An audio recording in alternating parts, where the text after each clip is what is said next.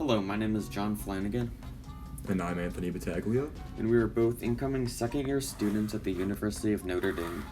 We're currently in the class Engineering 44175, Ethical and Professional Issues in Engineering.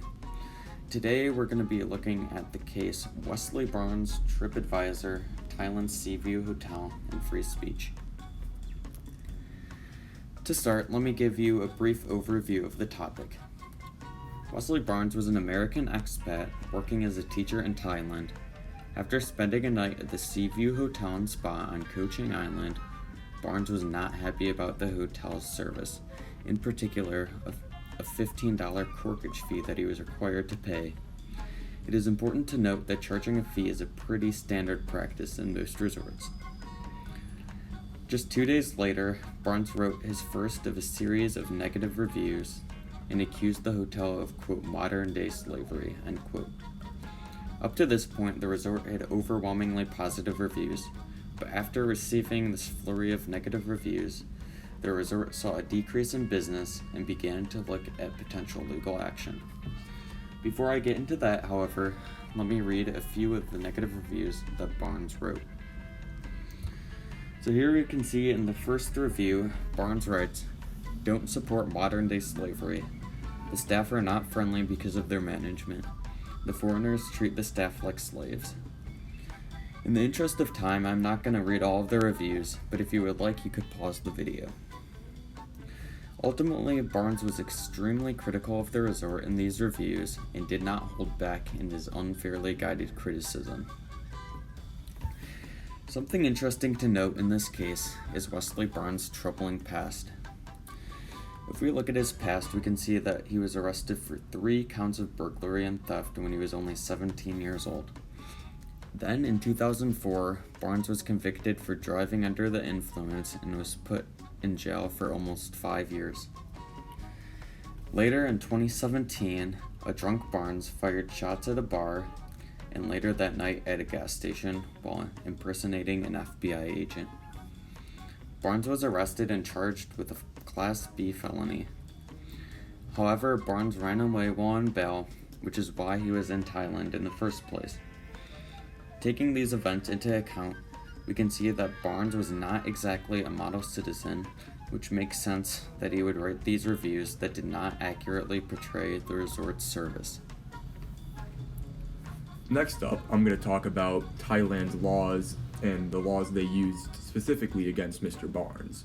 So, lèse-majesté is an anti-defamation law in Thailand, and the French phrase itself translates to go against the monarchy.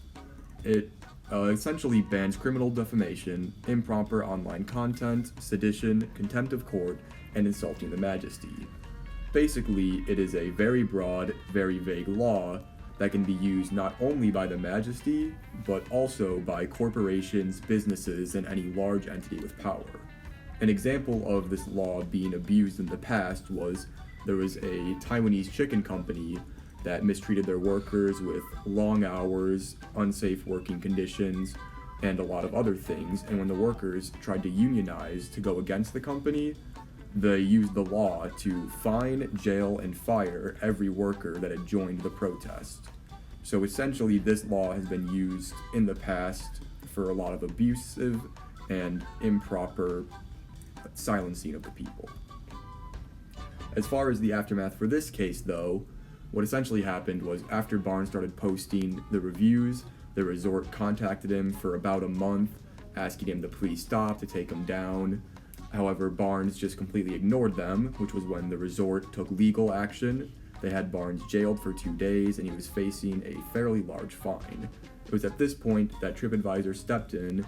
They paid Barnes' bail, brought Seaview Resort Hotel and Barnes to the table, came to an agreement that Barnes would take down the posts he had put up, that the resort would take down their charges, and then once Barnes got back to the US, TripAdvisor went back on their word.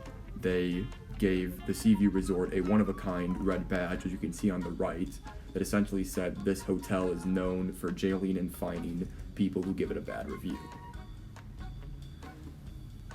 Alright, let me go over a brief timeline so we can have a more holistic view of this entire case. So we can see the first major event occurs on June 27th of 2020. On this date, Wesley Barnes first visited the Seaview Hotel and Spa with a friend. Wesley was unhappy to be charged a $15 corkage fee and was unhappy with the service in general. Then just 2 days later, on June 29th, 2020, Wesley Barnes wrote his first negative review about the resort. Barnes would continue to write negative reviews over the next month on various different platforms and websites. Then on September 12th, 2020, the Seaview Hotel and Spa decided to take legal action, and Wesley Barnes was forced to stay in a local prison for 2 days after being unable to pay bail. TripAdvisor, 2 days later, agreed to pay for the bail for Barnes. Finally, on October 9th of 2020, the Seaview Hotel and Spa agreed to drop charges against Barnes in exchange for his personal apology to the media, to the Tourism Authority of Thailand, to the US Embassy, and finally to the TripAdvisor website. As far as the stakeholders go for this incident, the most obvious one is Wesley Barnes, as he faced not only possible jail time but also a fine. He also could have been stuck in a foreign country, in jail, in a place where he didn't really speak the language all too well. The next most obvious stakeholder is the Seaview Hotel and Spa, as they had a loss of business, gained a poor reputation, and got the one-of-a-kind red badge. In fact, the loss of business was so great that they had started going into the negatives for their profit, and the reputation was so bad that guests would literally call the hotel before booking and go over some of the things Barnes had claimed in his reviews, such as the hotel staff being treated like slaves, nobody ever smiling or being happy, and one of the oddest ones was some racial remarks about the management staff being from the Czech Republic. And the final stakeholder is TripAdvisor, who, if they didn't help Barnes, could have been blamed for not helping their clients and thus lost business, or they could have potentially lost trust with other hotels since they did take Barnes's side, and now they might not want guests to book stays through TripAdvisor's website. Now I'm going to briefly analyze various questions regarding free speech, which are brought up in the case. As far as free speech goes, every country guarantees some degree of free speech in their constitutions. However, the meaning of free speech varies greatly in each different country. For example, countries like North Korea, which are notorious for having poor free speech laws, do include freedom of speech clauses in their constitutions, but these are pretty much ignored in practice, where the government controls countless aspects of everyone's life. The Press Freedom Index is an annual rating that's given to 180 countries around the world, which gives a general idea of how much free speech is offered in each country. As you can see from the graphic, the top 5 countries include Norway, Sweden, the Netherlands, Finland, and Switzerland, whereas the bottom 5 countries include North Korea, Eritrea, Turkey, Syria, and China. The United States falls in the upper percentile, ranked 44 out of 180, whereas Thailand ranks towards the bottom at 148 out of 180. As you can see, Thailand has a much stricter interpretation of free speech compared to the United States, which is what allowed Barnes to get arrested in the first place. Back to the current issue, defamation laws are created to protect people who are damaged by untrue and harmful statements. In theory, these laws protect people, but it is very difficult to draw a line and prevent defamation while allowing the expression of freedom of speech. Thailand, with its lèse-majesté law, is obviously much stricter than the United States, which has no criminal defamation laws. However, even in the United States, issues stemming from defamation continue to be prominent, especially with the recent Johnny Depp vs. Amber Heard trial. Obviously, untrue statements can ruin people's lives and careers, but it is also important to balance that with guaranteeing people freedom of speech. Thus, the case of Wesley Barnes is an important case in analyzing the moral issues surrounding defamation and free speech. Now, when it comes to describing who was right and who was wrong in this, we believe it's important to take a look at it through two different lenses. The lens of descriptive ethics, which is how things actually are, and the lens of normative ethics, which is how things ought to be. So first and foremost, we'll go over the normative, or the ideal way things should have been. So ideally, Wesley Barnes shouldn't have been so rude. He should have realized that bringing his own alcohol to the hotel's restaurant wouldn't incur a fee, and he also ideally wouldn't have been so belligerent afterwards. Ideally, Thailand wouldn't have such restrictive laws that are easily abusable. Ideally, the hotel wouldn't have used those laws to their full force, and instead would have just kept continually asking Mr. Barnes to stop, or even just giving him a minor fine. And ideally, TripAdvisor would have stayed at the table and mediated until everyone was happy and until they were also willing to commit to fully going through with what they agreed upon. However, realistically, looking at Wesley Barnes' past, it's pretty obvious he wasn't gonna go down without a fight.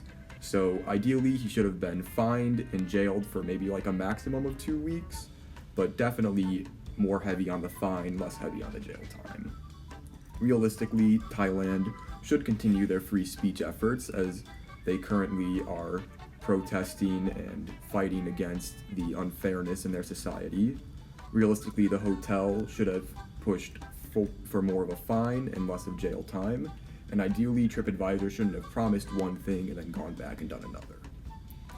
And as far as who we think is responsible for this, the pie chart we've come up with is giving Wesley Barnes 50%, because almost all of this could have been avoided if he just wasn't a jerk and he just paid the fee, or if he did not pay the fee but wasn't so rude and racist against the staff. Then there's the Thai government. We gave them 20% because the law that was abused that made this into a big thing, if they just didn't pass the law, or they didn't have the law, a lot of this also could have been avoided.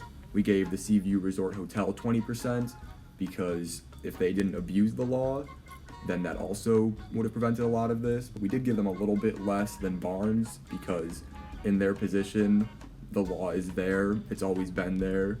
So for them, it just seems like this is the normal course of action. And then finally, we gave TripAdvisor 10% because we believe it was right for the business to protect the client more so than the country and the customs that he was in. To conclude, here are all of the different sources that we used for this presentation. Thank you for listening.